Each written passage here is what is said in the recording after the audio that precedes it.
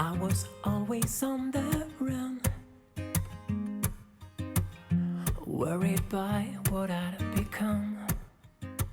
Après un petit break estival, c'est le grand retour de My Name is Mom. Mais avant de vous présenter ma nouvelle invitée, je voulais vous parler de mon autre podcast, celui que vous pouvez vous offrir ou offrir à quelqu'un que vous aimez.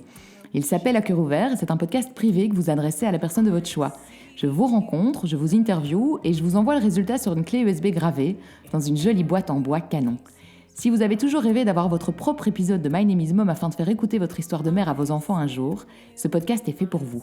Je vous mets tous les liens en description et toutes les infos sont sur acœurouvertpodcast.com avec un petit tiret entre chaque mot. Bon, trêve de bavardage, voici l'épisode de France. France est blogueuse mode et instagrammeuse aux 90 000 followers. Elle vit entre la Belgique et l'Allemagne où elle est viticultrice de vin bio. Vous la connaissez peut-être sous le pseudo Made by F. Pendant longtemps, France n'a pas eu de souci à faire la promotion de la fast fashion. Et puis en vieillissant, elle a pris conscience de sa responsabilité.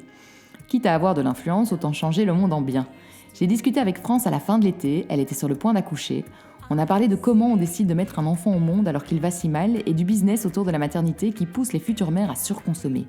C'est un épisode sur la maternité éco-responsable, le changement et l'empreinte qu'on a envie de laisser dans le monde. Pour relancer la saison en beauté, n'hésitez pas à liker, partager, commenter cet épisode là où vous pouvez. Bonne écoute! Bonjour France. Bonjour. Alors merci d'abord d'accepter ce petit enregistrement parce que nous sommes en train d'enregistrer à quelques jours de ta fin de grossesse, donc c'est vraiment la toute fin. Et donc je sais que ça, voilà, c'est un petit peu fatigant. Donc voilà, merci d'avoir accepté de venir me parler dans My Name is Mom. Ben, merci à toi, ça me fait super plaisir, surtout que c'est un podcast que j'aime bien écouter. Donc c'est toujours chouette de pouvoir aussi participer et juste à temps avant l'accouchement du coup. Alors est-ce que tu peux te présenter pour ceux qui ne te connaissent pas, donc peut-être ton âge, ce que tu fais dans la vie et puis qui est ton chéri? Donc moi je m'appelle France, j'ai 35 ans et j'habite entre l'Allemagne et la Belgique. Je suis en processus d'expatriation mais je suis belge et mon compagnon est allemand et donc il s'est lancé il y a quelques années oui c'est vrai.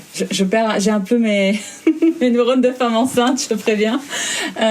Il s'est lancé il y a quelques années dans des nouvelles études pour devenir vigneron, ce qui fait que du coup on a décidé de s'installer en Allemagne, dans la Moselle, et donc moi je me suis découverte aussi une passion pour ce métier à côté de mes activités de créatrice de contenu sur Instagram. Alors on va parler d'un sujet très précis, toi et moi, c'est pour ça d'ailleurs qu'on s'est mis en contact, c'est la maternité finalement avec une consommation responsable. C'est quelque chose, on n'en entend pas beaucoup parler alors que c'est vachement important. Mais avant ça, on va peut-être faire un petit check de comment tu en es arrivé là. Donc je pense que tu ne voulais pas de bébé à la base. C'était un truc que tu n'avais pas forcément en tête. Moi, pendant des années, en fait, c'était très clair que je ne voulais pas d'enfant. Ça, c'est vraiment quelque chose qui est venu l'année passée, en fait 2 mois avant que je tombe enceinte, où je me suis dit là maintenant j'ai une envie de créer une famille. Donc c'était vraiment très très très très récent.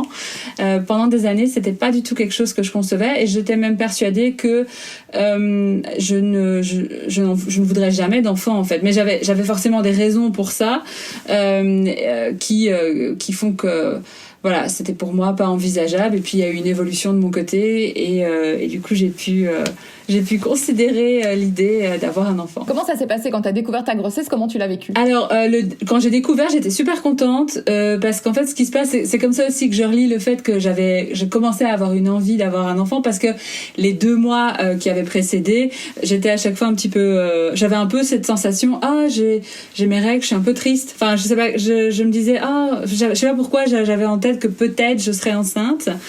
Et en fait, c'est comme ça que je me suis dit que je commençais vraiment à avoir envie d'avoir un enfant. Donc quand j'ai découvert ça, en fait j'étais super contente.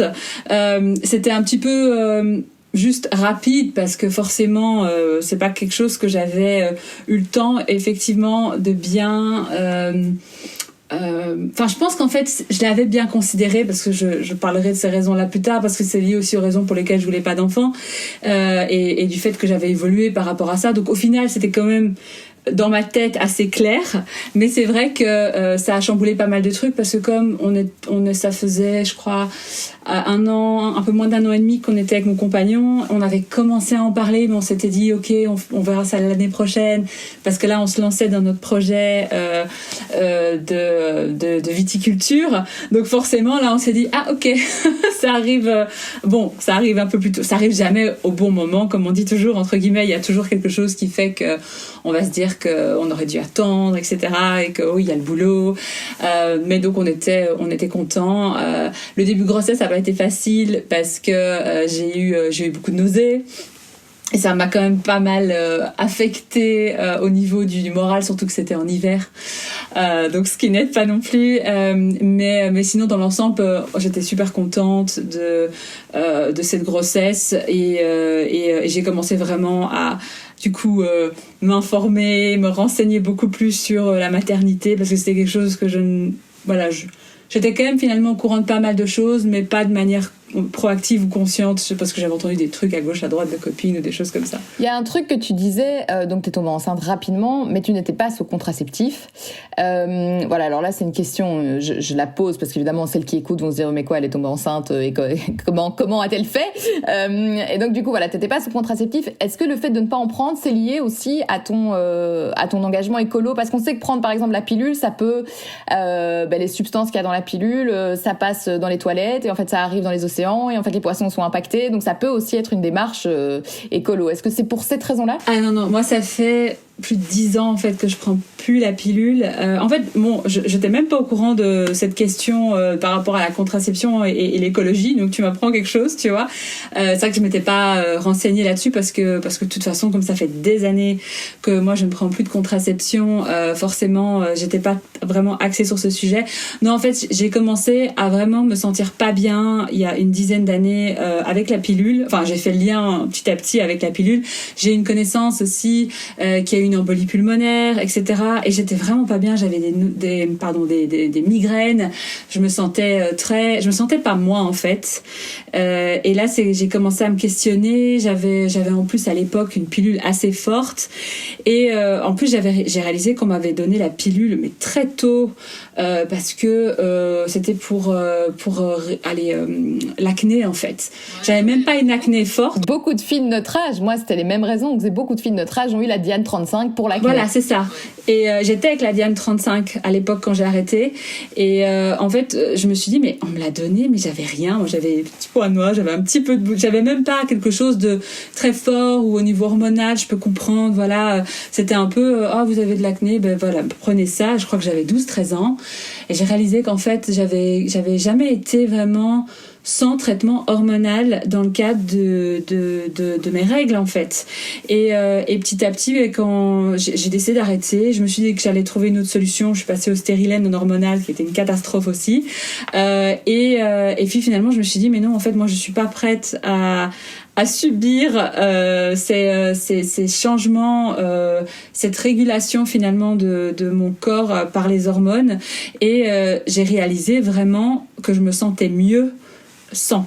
Et pour moi, ça a été une révélation. Et en fait, j'ai beaucoup d'amis qui ont eu le même processus après X années d'avoir pris la pilule. En fait, j'ai l'impression que c'est comme si moi, en tout cas, mon corps la supportait pendant quelques années et puis à un moment, c'était fini. C'est plus possible. Et donc, du coup, j'ai décidé d'arrêter. Je me suis dit, moi, je vais pas me sacrifier et me sentir mal. Je me sentais déprimée. J'étais pas moi, en fait. Et d'ailleurs, j'ai lu pas mal de choses sur le sujet aussi, où on parle même du fait que ça empêche parfois, dans certains cas, même les femmes de prendre plus de risques dans leur vie, en fait. Aussi d'un point de vue sexuel, d'un point de vue... moi, ça m'affectait vraiment beaucoup aussi au niveau des infections. J'étais super fragile, enfin c'était vraiment pas agréable et j'ai pas fait le lien tout directement, mais ensuite quand je l'ai fait, je me suis dit mais waouh, en fait la plupart des femmes on est tout le temps sous une prescription hormonale et moi c'est quelque chose, je ne reprendrai jamais la pilule.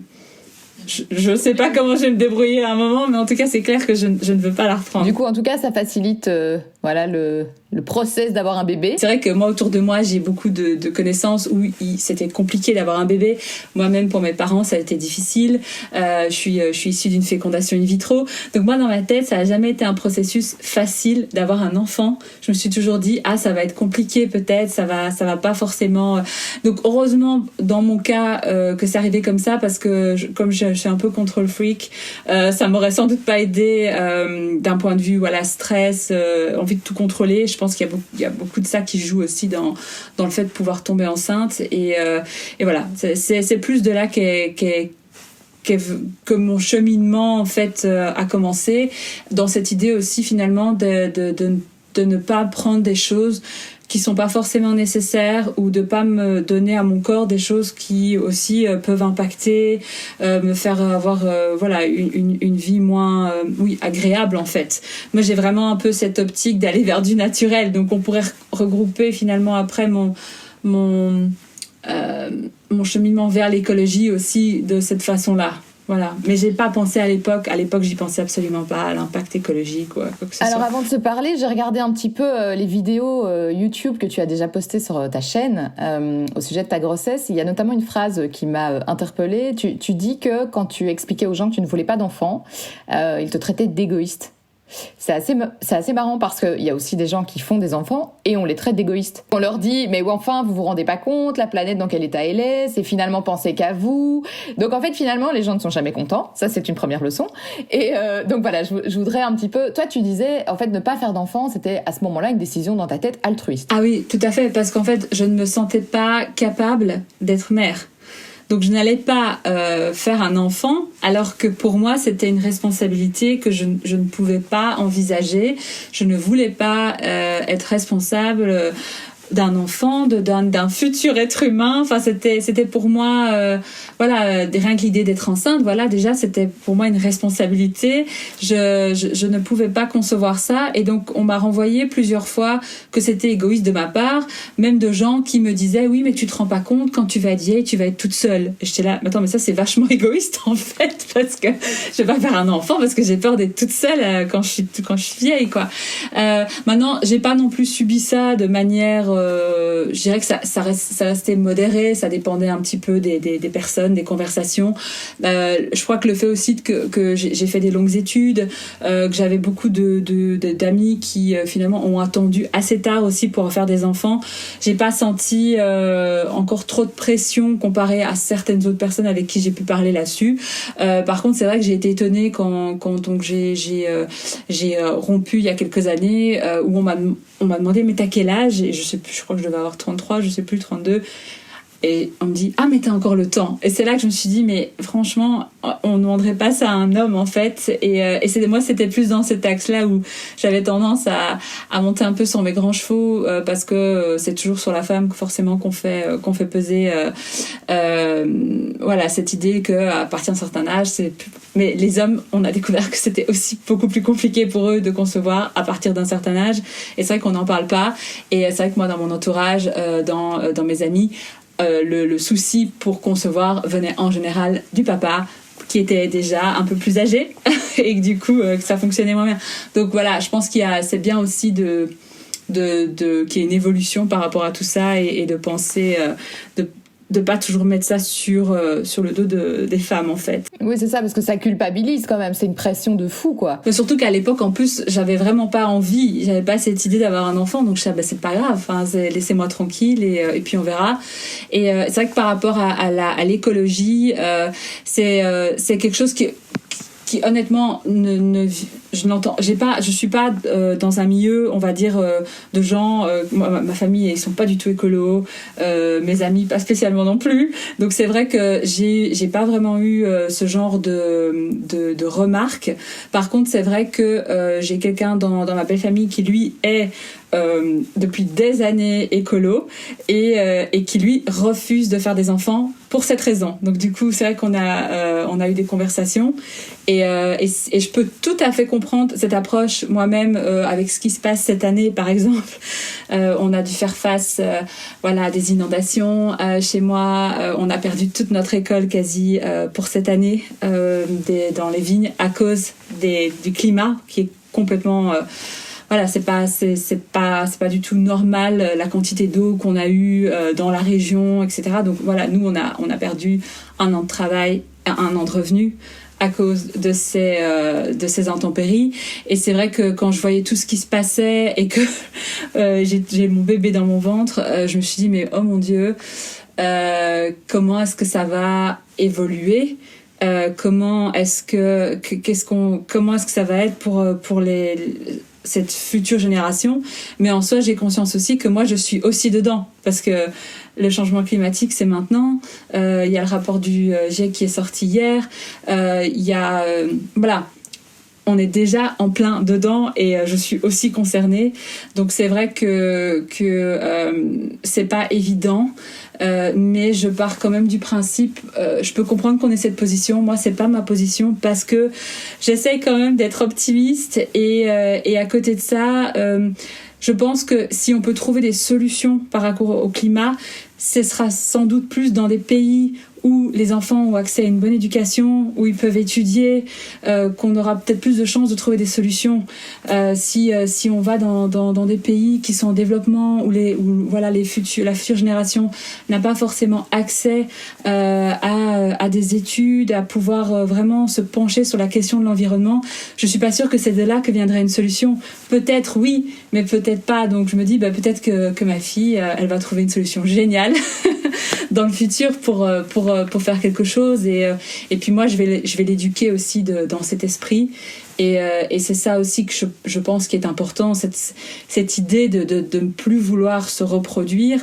C'est un processus de presque de suicide ou d'extermination. Maintenant, je pense que je vois pas forcément les gens qui sont comme ça comme extrémistes. Je peux comprendre qu'on ait cette idée, mais je pense pas que ce sera un mouvement global. Je pense que ça restera quand même des personnes qui ont vraiment une autre approche, une autre optique, et ça reste assez minoritaire finalement comme point de vue. Et puis de toute façon, après, alors, il y a le débat de « Ah ben oui, je tombe enceinte, mais j'avorte parce qu'en fait, je pense que pour l'écologie, c'est pas bon. » Enfin, voilà, on entre sur le débat après de l'avortement. Enfin, c'est beaucoup plus complexe qu'on ne pense, et il y a plein de valeurs qui entrent en jeu ici. Et moi, de mon côté, j'aurais toujours choisi la vie de ce point de vue-là. Donc, c'est sûr que j'ai plus de l'inquiétude pour son avenir, mais pas tellement de remords ou d'inquiétude par rapport au fait que j'ai mis un autre être humain sur Terre qui va polluer la planète, quoi. Non, mais il y a un truc très intéressant dans ce que tu viens de dire, et j'avais jamais vu ça sous cet angle, c'est que tu dis, c'est vrai qu'on a tendance à toujours dire la génération future, on compte sur elle, c'est eux qui vont changer les choses. Mais en fait, non, t'as raison, on est déjà dedans. Et en fait, c'est comme si finalement on déplaçait le problème sur le dos de nos enfants pour pas devoir trop, nous, changer nos habitudes. Donc c'est assez intéressant ce que tu dis, ça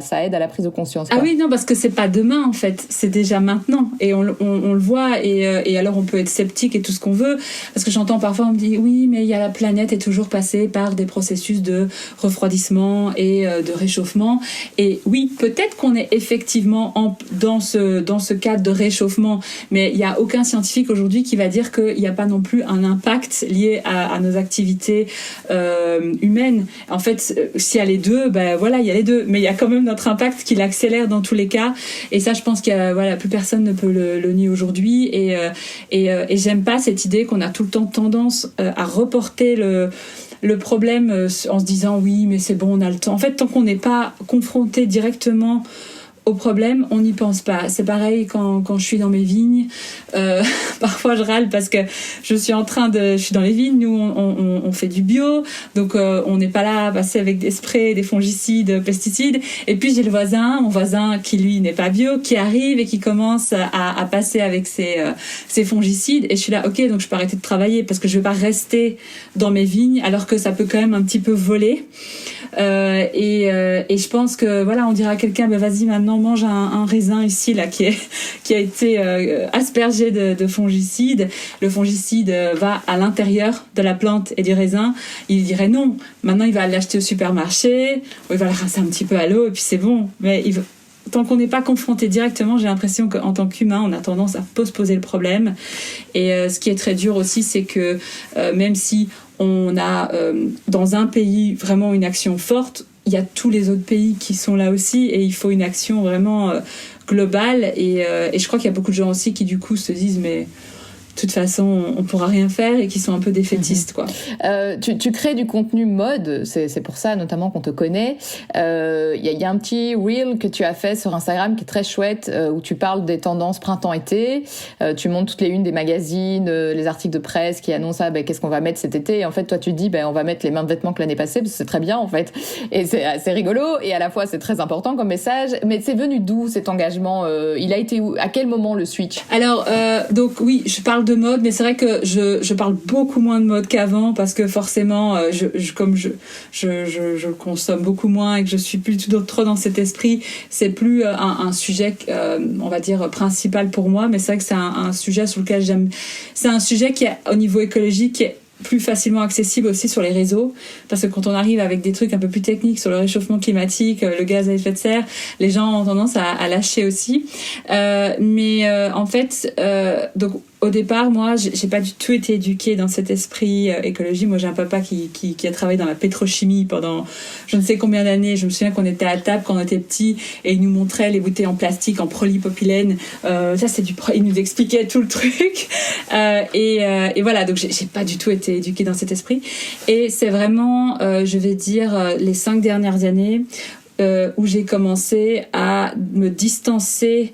En fait, d'abord, j'ai ressenti cette surconsommation. Parce qu'en fait, en tant que blogueuse, à un moment, je recevais beaucoup de choses.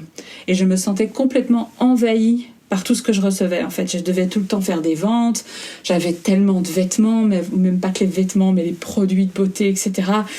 Et à un moment, en fait, j'avais un colis qui arrivait à la maison, mais ça me rendait malade, en fait. J'étais même plus du tout contente d'avoir des colis qui arrivaient sans parfois qu'on me demande mon avis. Voilà, à un moment, ils ont l'adresse, ils envoient. Et c'est vrai que j'avais plus aucune excitation en me disant chouette, je reçois quelque chose, des nouveaux vêtements. C'était vraiment la fille un peu ingrate, genre oh non, encore des trucs là, parce que moi j'associais vraiment déjà ça en plus à mon travail et puis à un moment j'en pouvais plus, quoi, et c'était tout le temps des nouvelles tenues, ou même moi qui parfois allais chez Zara parce qu'il fallait que je fasse une photo pour un truc et il fallait que j'ai une tenue qui aille pour la photo, et donc ça devenait en fait pour moi vraiment quelque chose de... Oui, je ressentais plus de plaisir. Donc je dirais que c'est d'abord par rapport à ça que ça a commencé, cette sensation de surabondance, d'avoir trop de choses. Et puis, en fait, au moment de ma rupture, il y a quelques années, j'ai eu une grosse dépression et j'ai remis beaucoup de choses en question, et je me suis retrouvée à finalement me promener beaucoup dans la nature pour un peu faire le vide et me reconnecter. Et c'est en étant en contact avec la nature que petit à petit, j'ai vraiment ressenti cette... c'est comme si, en fait, je dis toujours, l'humain a tendance à se penser en dehors. Donc il y a nous et puis il y a la nature, alors qu'en fait, on en fait partie. Et c'est vrai que je ne ressentais pas ça avant, mais moi, je me sens dedans. Et en fait, quand je vois que la nature va mal, je vais mal. En fait, ça me fait vraiment... j'ai des moments où je pleure. Et ça peut paraître un peu niais, un peu bizarre, mais je me souviendrai toujours... c'était il y a, je crois, 3 ans, j'étais allée à une conférence organisée par The Lemon Spoon. Et il y avait quelqu'un d'Ecosia qui était venu parler et qui avait fini en pleurs sur la scène, tellement il était affecté par ce qui se passait dans le monde. Et je me souviens que je m'étais dit, mais il faut pas exagérer quand même. Enfin, j'étais un peu dans cette... Pourtant, je suis hypersensible, donc je suis pas quelqu'un... Oui, c'est ça, c'était pas un sujet qui, à l'époque, t'émeuvait plus que ça, quoi. Non, mais je comprends... En fait, là, je commençais quand même à être concernée, mais d'un autre côté aussi, je me disais, c'est quand même fort comme réaction. Alors que je dis, je suis hypersensible. Moi, avant que je juge quelqu'un par rapport à ses émotions, il faut vraiment... Et d'ailleurs, si il écoute, je m'excuse. Je lui présente mes excuses. Je comprenais pas pourquoi il pleurait. Et ça m'a même mis mal à l'aise. Je me suis dit, il exagère. Et en fait, c'est vrai que maintenant, depuis que j'ai eu cette prise de conscience, ça m'arrive en fait de pleurer. ça m'arrive de pleurer, ça m'arrive ou alors de voir même des choses de la nature qui sont magnifiques et je pleure aussi. Et en fait, je me sens intégrée à cette nature. Et du coup, comment ce déclic m'est venu? En fait, en étant en contact avec la nature. Je pense qu'en fait, si on est en contact, on peut pas à un moment l'ignorer. En fait, j'ai même pas voulu consciemment me dire je vais faire des. En fait, je fais pas d'efforts. Pour moi, c'est un besoin, c'est en moi. Et je pourrais pas dire que j'ai eu un moment, un déclic. J'ai juste senti que quand je suis, et c'est pour ça aussi dans les vignes, pour moi c'est super chouette parce que j'appelle ça mon moment de méditation, même si c'est du travail qui est difficile. Je me sens tellement bien, je me vide la tête, je m'occupe de vignes et je suis dehors et c'est vrai que ça, je crois que s'il y a un déclic, ça a été de vraiment me rendre compte que je fais partie d'un écosystème et de le ressentir en fait. Donc c'est dans une optique, on va dire, plus philosophique, je pense, et même sensorielle. C'est vraiment sensoriel chez moi. Et forcément, là, ça se poursuit ta réflexion par rapport au fait d'être enceinte. Et c'est un sujet, on n'en parle jamais. Pourquoi ? Parce que la maternité est un vrai business. Le marketing est partout. Enfin, moi qui comme toi, je pense qu'on a l'âge qu'on a et qu'à un moment, t'avances dans tes réflexions, tu fais plus attention. Quand je suis tombée enceinte il y a 5 ans, je me souviens avoir une crise de panique sur le supermarché des bébés là à Drogenbos parce que on m'avait dit que si j'achetais pas tel matelas avec les alvéoles machin pour la respiration, mon bébé allait mourir de la mort subite du nourrisson. Enfin, j'avais l'impression que si je n'achetais pas tout le rayon, il allait mourir. Donc forcément, comment est-ce qu'on fait quand on est submergé comme ça par les pubs, par le marketing, par la pression des gens qui t'entourent aussi, qui veulent t'offrir des trucs? Comment tu fais pour réussir à continuer ton truc? Alors déjà, je compatis pour la crise d'angoisse parce que j'ai eu plusieurs moments pendant la grossesse où d'abord j'ai eu un blocage complet. Genre le premier vêtement pour la petite, je crois que je devais être à 5 mois et demi. Et je me souviens que on avait fait une petite semaine en mode baby moon pour se dire voilà qu'on fasse quand même une semaine quelque part avant qu'elle arrive, surtout qu'on n'a pas eu beaucoup de vacances à deux avec le confinement, etc. Et j'avais vu une pièce que j'aimais bien dans une boutique qui était en coton Gots, donc je m'étais dit ah ok bon c'est nouveau mais ça pourrait être chouette d'avoir une pièce, c'est un peu symbolique aussi de le premier achat, etc. Et je me souviens être restée devant la vitrine et en panique et j'étais là non en fait non je vais attendre d'être rentrée le soir à la maison et d'être en pleurs en me disant mais oh mon Dieu mais je n'arrive pas à acheter. C'était alors je pense qu'il y avait aussi une partie vraiment le première étape de prendre quelque chose pour le bébé. Maintenant je sais que moi j'ai des amies dès qu'elles ont appris qu'elles étaient enceintes, c'était tout de suite on va aller chercher les trucs et finalement ça m'a mis beaucoup de temps à m'y mettre parce que je me sentais déjà complètement désemparée par rapport à tout ce qu'on me disait, tout ce qu'il fallait pour le bébé. Déjà la charge mentale, le fait de devoir moi j'aime pas faire du shopping donc je me suis vraiment sentie et alors aussi faire des comparatifs parce qu'à la limite choper des petits vêtements bon mais alors savoir quelle poussette acheter quel truc et moi je déteste ça et je me souviens même avoir eu une conversation avec mon compagnon qui me disait mais enfin t'es pas heureuse de que le bébé arrive? Et je dis mais si, mais ça me saoule quoi. En fait, je dis va faire les comparatifs pour les poussettes si t'adores ça. D'ailleurs il l'a fait. J'étais là moi c'est pas mon truc du tout. Je trouve qu'il y a une pression effectivement marketing qui est très forte. C'est vraiment un business et moi je me suis sentie oppressée par ça. Et de ne pas savoir en fait ce qu'il fallait, donc crise d'angoisse totale.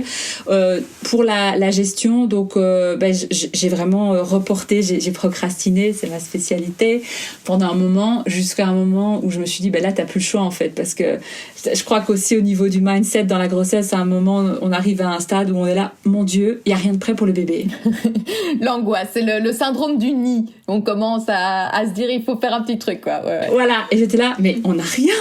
Et je me souviens être même en pleurs avec moi. Je dis, on n'a rien du tout. Mais il fait, mais oui, mais tu veux rien acheter.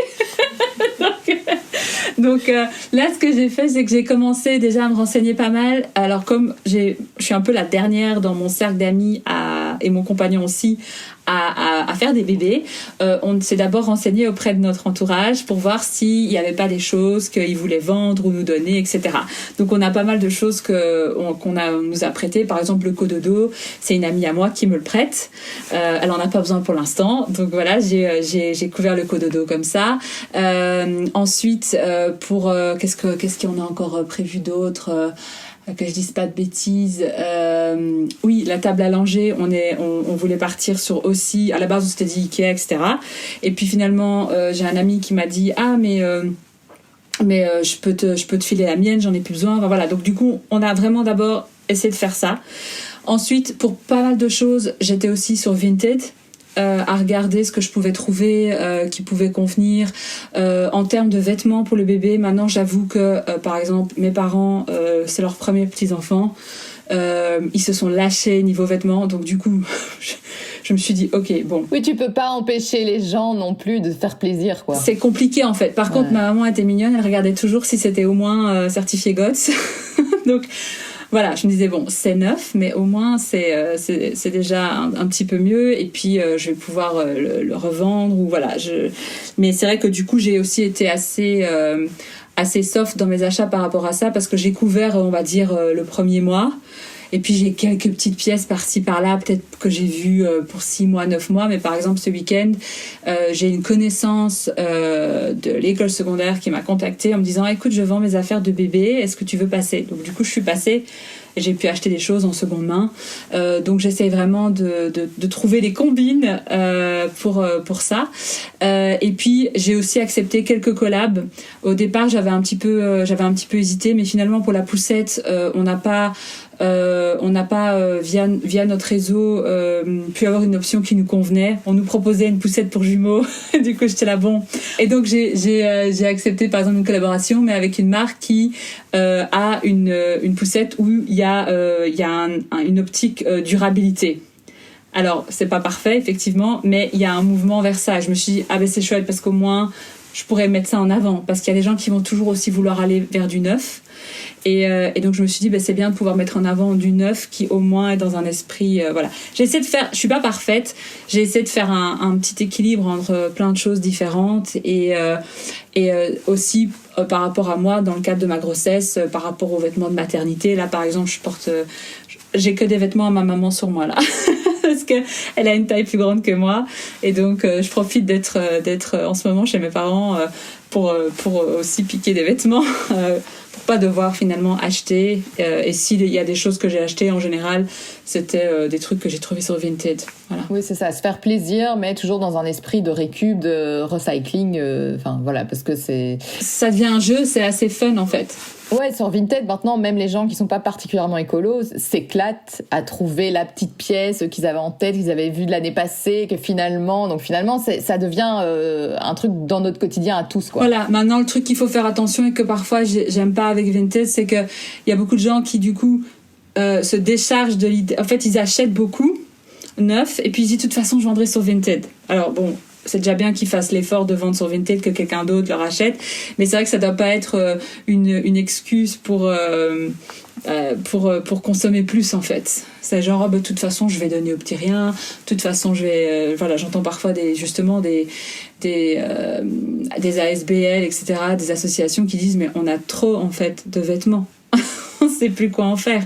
Donc ça montre quand même que c'est assez symptomatique de la surconsommation actuelle, quoi. C'est quoi du coup le trousseau de maternité idéal ? Tu vas avec quoi à l'hôpital ? Alors, ça a été aussi un truc. Alors, je sais pas si je peux dire quelque chose, mais moi, j'ai aussi pas mal d'humilité par rapport à ça, parce que je n'ai pas encore accouché, je n'ai pas encore mon enfant, donc forcément, j'ai fait un trousseau. Mais alors, est-ce que les trucs que j'ai mis dedans, finalement... C'est ça aussi, j'avais des gens qui m'avaient demandé « Ah, tu peux dire ce que tu prends ?» Et je m'étais dit « Mais je pense que je vous en parlerai après retour d'expérience, parce que si ça se trouve, j'ai fait n'importe quoi. »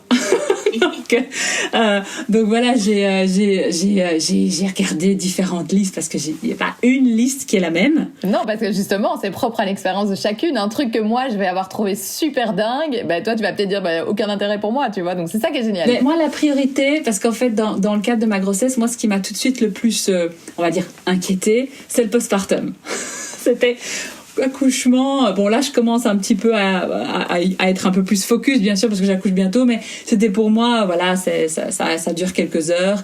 Et puis, mais c'est après le postpartum, ça dure un moment, quoi. Donc, j'ai regardé plein de choses qui pouvaient me faire du bien à moi.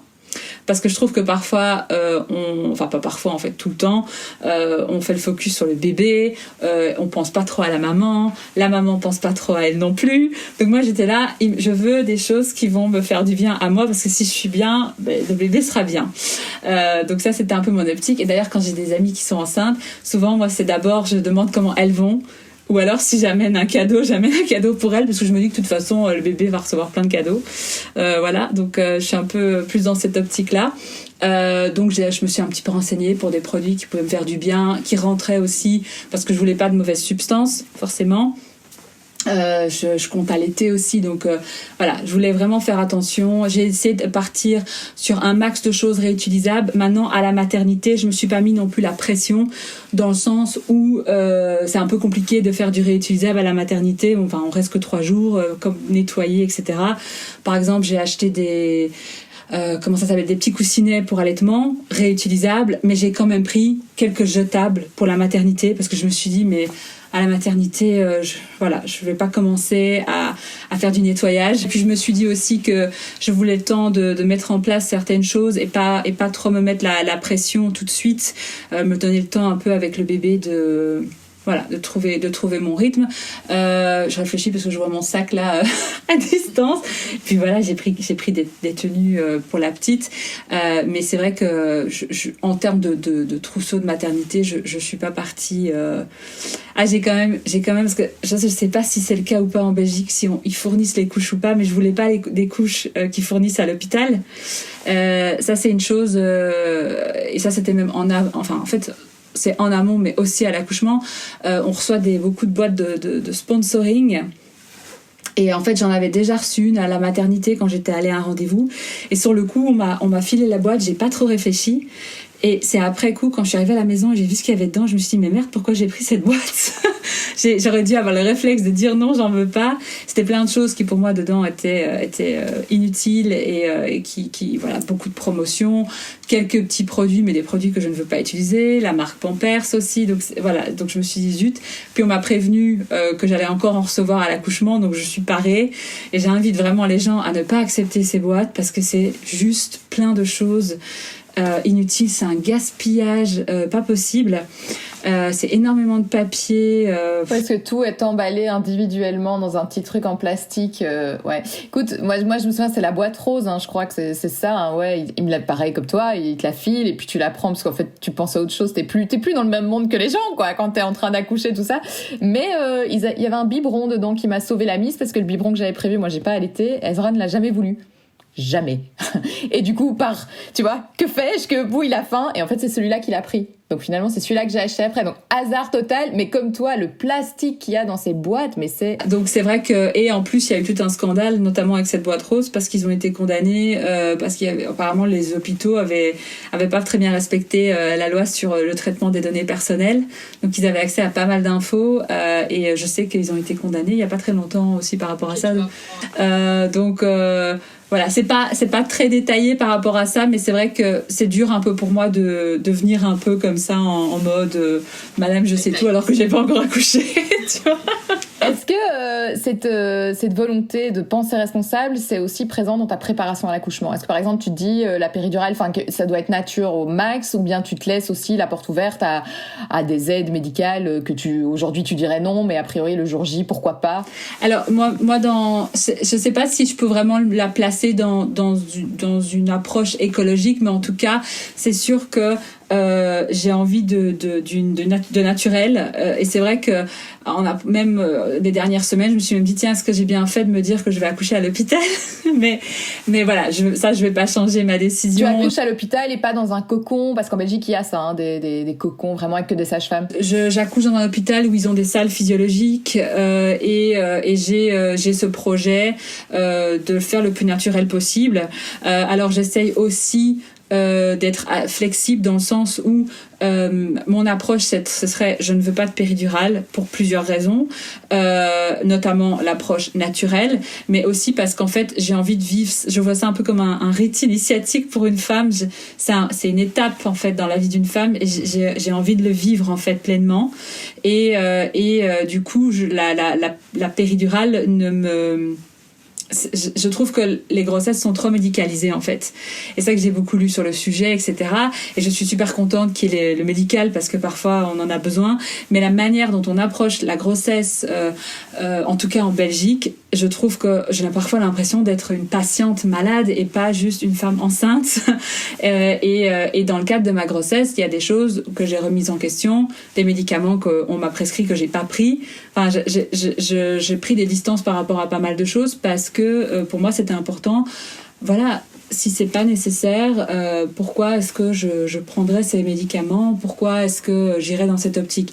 Maintenant, je sais très bien qu'en fonction de comment va se passer l'accouchement, voilà, juste le fait de, par exemple, à faire une nuit blanche, on n'a pas la même résistance à la douleur que si on a juste dormi avant de commencer à avoir les contractions. Si l'accouchement dure hyper longtemps, qu'il n'y a pas de progression, voilà, j'ai vraiment travaillé mentalement pour me dire, ok, parce que je pense que aller dans le système médical actuel par rapport à la gestion de la grossesse, en se disant je vais pas prendre de péridurale, mais en n'étant pas préparé, chapeau si on y arrive. Chapeau, parce que tout est fait pour que finalement la femme prenne la péridurale. Déjà, il y a pas les budgets, il y a pas assez de personnel pour vraiment être là avec la femme enceinte quand elle a besoin de soutien en fait, qu'elle a besoin de techniques pour se soulager. Les sages-femmes, elles ont plein de boulot, elles passent pour vérifier le menu, comment va le bébé, comment va la maman, mais elles sont pas là non-stop avec la femme enceinte. Et enfin, moi j'ai vraiment réfléchi un peu à j'adore l'histoire, donc j'ai un peu regardé l'évolution, comment on en est arrivé à être dans ce système. Et c'est vrai qu'avant les femmes étaient entourées, quoi. Elles étaient entourées pendant l'accouchement d'autres femmes et il y avait vraiment un soutien, quoi. Et je pense que c'est pas une critique en soi de l'hôpital dans le sens où je vois qu'il y a plein de choses qui évoluent, des changements, mais il n'y a pas en fait de structure qui est faite pour ça. Et oui, il y a quand même des cocons, etc.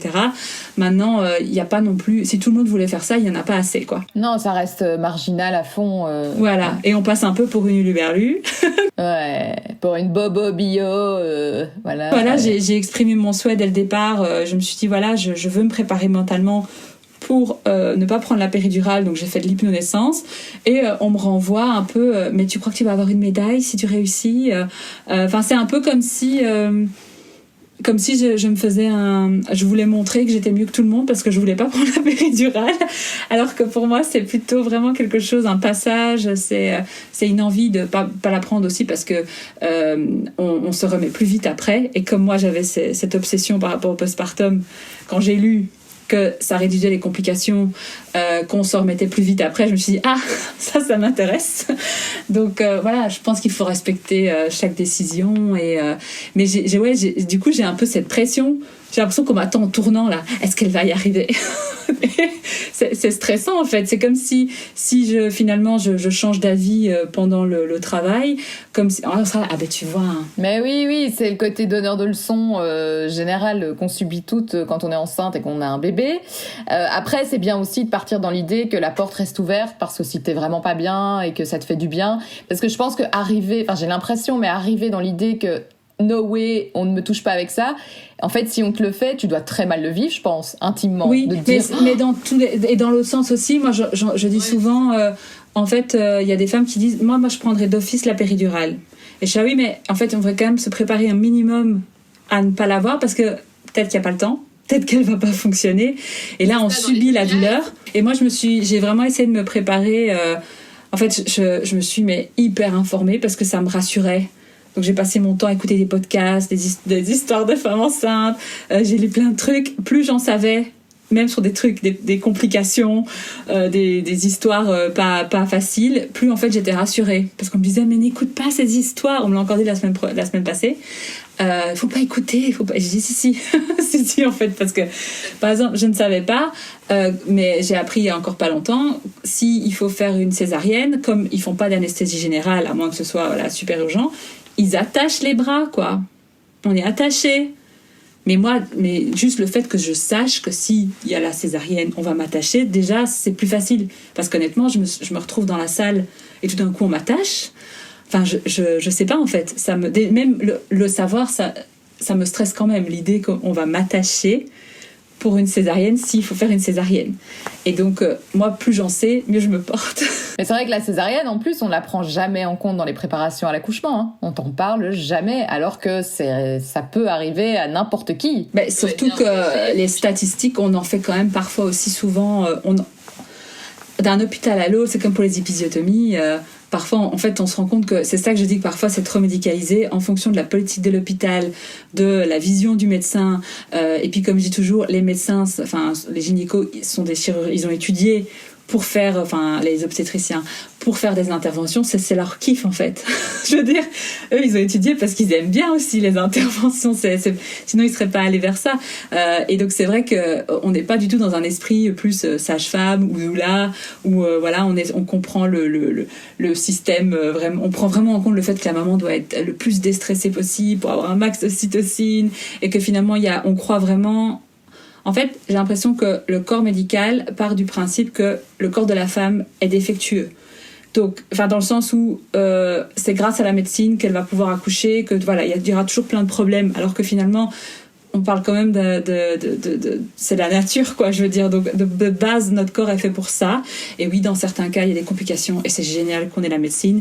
Mais partir du postulat que voilà, il y a parfois des hôpitaux, il y a, je sais pas, 30% de césariennes, quoi. Moi, et on compare avec d'autres hôpitaux où il y en a beaucoup moins. Il y a un hôpital en France où ils veulent faire le moins d'épisiotomies possible. Ils sont à 0,5% d'épisiotomie, alors que dans d'autres hôpitaux, ils sont genre aussi à 30%. Donc ça n'a rien à voir avec le corps de la femme, quoi. C'est vraiment comment on gère à l'hôpital les accouchements. Il se sent investi comme toi, ton conjoint, dans cette démarche voilà, de réflexion écolo ? Sur la grossesse, en tout cas, sur l'accouchement, sur l'arrivée du bébé? On n'est pas tout à fait au point sur l'accouchement. Parce que moi, j'ai décidé que je voulais avoir une aide pendant mon accouchement. Donc là, j'étais en réflexion, est-ce que je vais vers une kiné ou vers une doula, enfin bref. Et il le prend un peu mal, il se dit, mais je suis là. Et c'est vrai que oui, tu es là, mais tu n'as pas les techniques sa présence est importante, mais c'est comme si un peu j'essayais de le remplacer dans ce processus. Donc par rapport à ça, c'est pas évident, parce que c'est pas qu'il me dit ben non, tu peux pas le faire, ou non, je ne veux pas que tu le fasses, mais je sais que c'est pas quelque chose qui lui l'enchante. Donc déjà, je lui ai dit, c'est pas cool de me dire que je vais être dans cette j'essaye de pas trop y penser, parce que pour moi c'est conflictuel du coup. Mais par rapport, on va dire, à l'écologie en général, on est plus ou moins sur la même longueur d'onde. Déjà, par exemple, par rapport à son projet de départ pour le domaine viticole, on est sur du bio. Donc ça, c'était quelque chose de super important pour nous. Aussi du biodynamique. Donc voilà, il a vraiment cette philosophie. Maintenant, dans tout ce qui est, on va dire, quotidien, à la maison, je trouve que c'est plus moi qui enclenche des choses par rapport à l'écologie. Par exemple, j'ai acheté des serviettes pour remplacer les essuie-tout, pour nettoyer, etc. Il arrive quand même à me ramener des essuie-tout de temps en temps. Il y a des trucs où il a du mal à faire le switch, et c'est pas lui qui va forcément y penser. Voilà. Donc parfois, je trouve que je suis un petit peu plus... je pousse un peu plus à la maison, en tout cas, ces idées-là, et parfois du coup il est là, oui mais il faut pas exagérer, etc. Donc ça dépend vraiment du domaine. Voilà, à la maison, j'ai l'impression que c'est un peu pour moi. T'avais une boutique de mode en ligne, et de nouveau, en cherchant hier, en écoutant tout ce que tu as tu as fait sur YouTube, bien ce que tu as écrit. Tu disais que tu avais notamment arrêté, c'était une des raisons, parce que tu étais très dans le contrôle et que ça devenait compliqué pour toi. Voilà, tu devais lâcher prise sur certains trucs et ça ne t'allait pas. Là, tu me le disais au début de notre podcast, que tu étais quand même quelqu'un de très dans le contrôle. Alors, s'il y a bien un truc qu'on n'arrive pas à faire quand un bébé est là, c'est le contrôle. C'est-à-dire que c'est un petit peu lui qui va rythmer finalement votre nouvelle vie à trois. Comment est-ce que tu gères cette idée-là? L'idée qu'il va falloir lâcher prise. Alors, en fait, j'ai des aspects de ma vie où je suis en contrôle et d'autres où je suis complètement à lâcher prise. Alors, je sais absolument pas comment ça va être par rapport au bébé, mais c'est sûr qu'en fait, moi, je sais ce qui va être un challenge pour moi, parce que vu que j'avais cette crainte d'être maman, que je voulais absolument je prends ça tellement à cœur, cette responsabilité d'éduquer un être humain.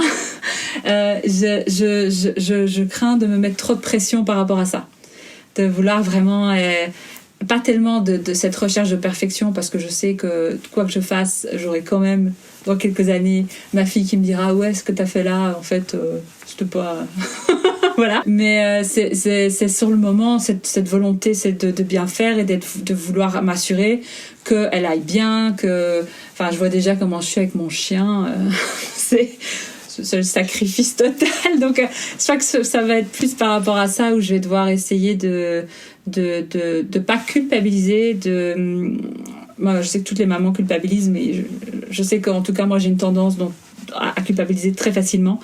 Donc ça va être plus moi d'arriver à doser et de pas me sentir mal ou coupable de pas en faire assez. Et en fait, avec la grossesse, j'ai découvert l'hypnonaissance, et c'est vrai que en tout cas pendant la grossesse, ça m'a beaucoup aidé à prendre de la distance, à me calmer. Et je me suis déjà dit, après, j'aimerais bien trouver un hypnothérapeute, pour le coup, qui est pas spécialisé en grossesse, mais pour que moi j'ai des enregistrements où je peux arriver à justement travailler cette confiance en moi, travailler le fait que ça sera pas parfait, de me sentir coupable par rapport à certaines choses ou de pas en faire assez. Donc je me suis déjà dit qu'en fait j'allais partir sans doute sur cette approche, parce que j'adore, je fais tous les jours une vingtaine de minutes.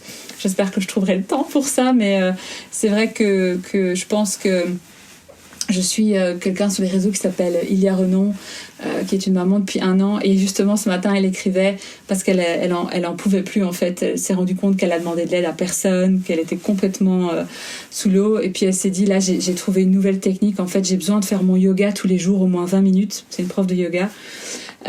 Donc du coup là j'ai décidé que maintenant je faisais pas d'abord tout ce que je devais faire, genre l'administratif, m'occuper du... Elle faisait d'abord son yoga, et puis après, elle enchaînait sa journée. Comme ça, au moins, la chose dont elle avait besoin, elle le faisait. Et ça l'aidait ensuite pour le reste de la journée. Et donc, je me suis déjà dit, c'est bien, ça, je note. Parce que peut-être, du coup, je vais essayer de partir sur cette idée d'avoir un moment où, franchement, même si c'est juste 5 minutes, où je peux déconnecter, quoi. On dit c'est Véronique Gallo qui l'avait dit dans le podcast My Name is Mom, que la maman lionne, elle se nourrit d'abord avant de nourrir ses petits. En fait, c'est ça, quoi. On s'oublie, et c'est ce que je disais aussi, du coup, par rapport, quand une femme accouche, ou même pendant la grossesse, moi, c'est quelque chose qui m'a énormément énervée, c'est que on me demandait comment j'allais. Et si je disais j'en peux plus, là, franchement le premier trimestre avec les nausées, moi j'en pouvais plus. J'ai eu 2 mois et demi de nausées, mais 8 semaines non-stop. non-stop. Je n'en pouvais. Ça, franchement, ça agit sur le moral, moi, avec tout la force mentale que je pouvais avoir. À un moment, j'étais vraiment pas bien. Et si je disais non, ça va pas, j'en peux plus là, c'est horrible, voilà. Ah oui, mais pense au bébé quand même, c'est compensé par le bébé. Je dis non, c'est pas compensé par le bébé du tout. Absolument pas. C'est pas c'est comme quand on dit qu'on n'aime pas être enceinte, quoi. C'est pas parce que on n'aime pas être enceinte que on veut pas son bébé. Enfin, les gens en fait font des raccourcis, etc. Et moi ça m'a beaucoup ennuyée, qu'on me demande comment je vais, et quand je l'exprime, en fait il y a personne qui en fait les gens ne l'entendent pas, et s'ils l'entendent c'est ouais mais bon, t'as un bébé dans ton ventre, ça compense tout, quoi. et ça je l'ai pris un peu en plein visage et ça m'a beaucoup énervée. Est-ce qu'il y a des choses, donc là t'es enceinte de 9 mois, est-ce qu'il y a des choses que t'aurais voulu savoir, qu'on t'a pas dites et où tu te dis, ça quand même, faudrait peut-être le dire aux prochaines, quoi.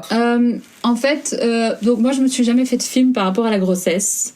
Je me suis toujours dit, c'est quand même chaud.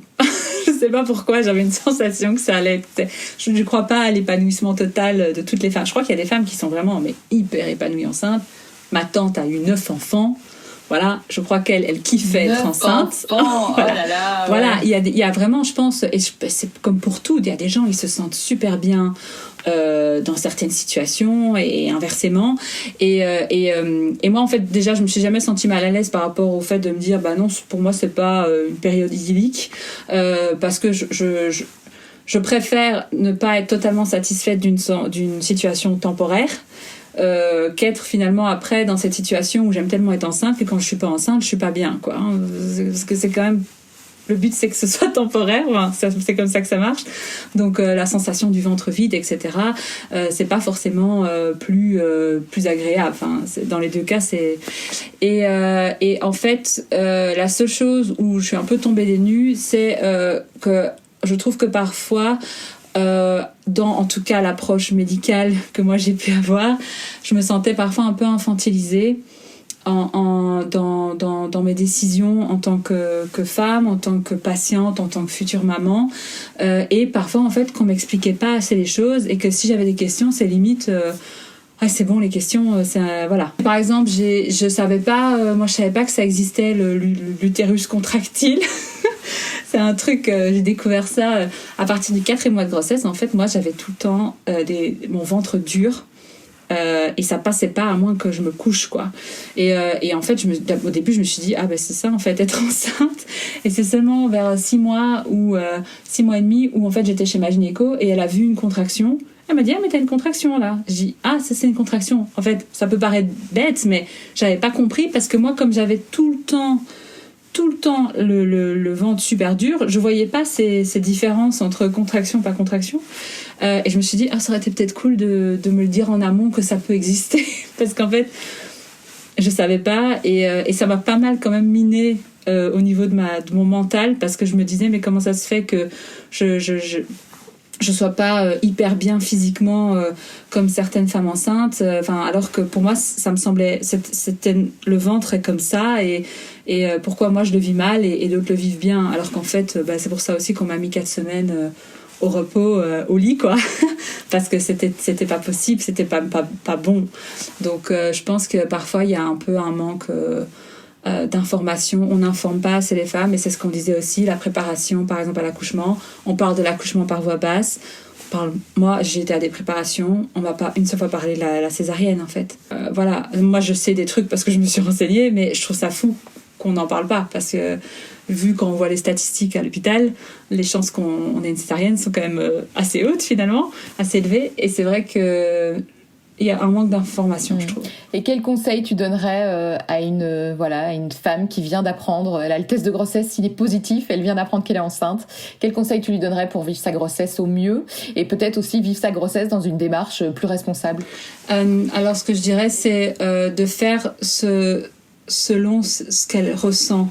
Donc, c'est-à-dire que moi j'ai eu un besoin mais viscéral de m'informer. On n'a pas arrêté de me dire tu t'informes trop. Voilà. Non, en fait, j'ai besoin de ça pour me rassurer. Je comprends qu'il y ait des femmes qui, elles, préfèrent justement ne pas trop en savoir. Moi, je pars du principe que plus on est informé, plus on peut prendre des décisions, aussi des choix conscients. On peut aussi dire au corps médical non. Voilà, de vraiment s'informer aussi sur les différentes options, parce que c'est vrai que au départ, j'ai pas tellement. Je me suis tout de suite dit. Ah oui, je vais aller là où ma gynéco pratique en fait. Je me suis même pas vraiment tellement penchée sur les différentes options qui étaient possibles et je pense que ça c'est important de vraiment réfléchir à ce qui est important pour sa grossesse, pour ne pas forcément de dire amen à tout ce que dit le médecin. Ça peut paraître C'est pas, et je dis pas qu'il faut être déraisonnable, mais par exemple, moi, dans mon cas, j'ai appris qu'en fait, en Belgique, quand on a pas mal de contractions, même quand elles ne sont pas un risque pour le bébé de prématurité, etc., on va donner pour le confort à la femme enceinte de l'utrogestan pour calmer les contractions. C'est systématique. Moi, je sais pas, j'ai demandé à plein de copines autour de moi, ah oui, on me l'a prescrit aussi. En France, en Suisse, en Allemagne, on ne le prescrit plus. Voilà, donc c'est pas parce que dans un pays on dit une chose ou qu'on fait... Voilà, et ici c'était pour mon confort, j'ai dit bah non, je préfère en fait rester couchée, parce qu'en plus ça donne des effets de somnolence, donc si c'est pour dormir... ça m'intéresse absolument pas. Et donc, je pense qu'il ne faut pas hésiter à remettre en question aussi. Il ne faut pas se dire qu'on ne sait rien et dire amen à tout ce que va dire le système ou le corps médical. Bien se dire qu'on peut faire des choix conscients en s'informant. Et par rapport à l'écologie, je dirais, si on est dans cette démarche, ou même si on ne l'est pas, mais c'est vraiment... sortir de cette idée qu'il faut absolument du neuf. Je dirais qu'il y a tellement de choses, mais par exemple juste Vinted, déjà ça fait des économies. Si on n'est pas sur l'argument écologique, ça coûte cher au final quand même, finalement, toutes les petites choses qu'on doit avoir pour le bébé. Et au final aussi, il faut se dire que il y aura d'office des choses qu'on a prévues, qu'on a achetées, qui vont pas être utilisées parce que on peut pas savoir ce que le bébé va aimer ou pas. Moi, je me souviens, j'ai parfois fait des comparaisons avec des amis. Ok, quid de ceci. Il y en a une qui me disait, ah oui, moi mon bébé adore, ah moi mon bébé déteste. Ça reste un être humain qui arrive, qui a sa personnalité et il faut aller avec ce qu'on sent et puis il y aura d'office des achats inutiles, même si on a fait un effort écologique, je suis sûre. Je pourrais faire un compte rendu plus tard là-dessus. Je suis sûre qu'il y a des trucs que j'ai planifiés, que j'ai achetés, qui ne seront pas utilisés. Voilà, et cet épisode sera diffusé, tu auras déjà accouché, vu que c'est prévu pour la rentrée. Donc j'invite justement toutes celles que ça intéresse à venir te suivre sur les réseaux sociaux pour suivre un petit peu la suite et le feedback, l'après-coup, parce que je pense qu'il y en a beaucoup après avoir écouté cet épisode qui auront envie de savoir comment ça s'est passé, comment tu as fait. Est-ce qu'elle a réussi à pas prendre la péridurale? Est-ce qu'elle a réussi? Et puis qu'est-ce qu'elle a mis dans cette valise de maternité exactement maintenant qu'elle peut faire part de son expérience. Donc merci beaucoup pour cette discussion très intéressante. Merci à toi. Bien. Salut France. Salut. Je vous le disais, j'ai papoté avec France alors qu'elle est enceinte de 9 mois. Elle a depuis accouché d'une petite Joséphine. Rejoignez-les sur le compte Insta Made by F pour suivre leurs aventures et rejoignez-moi aussi sur Instagram et sur Facebook sur les comptes de My Name is Mom. À bientôt.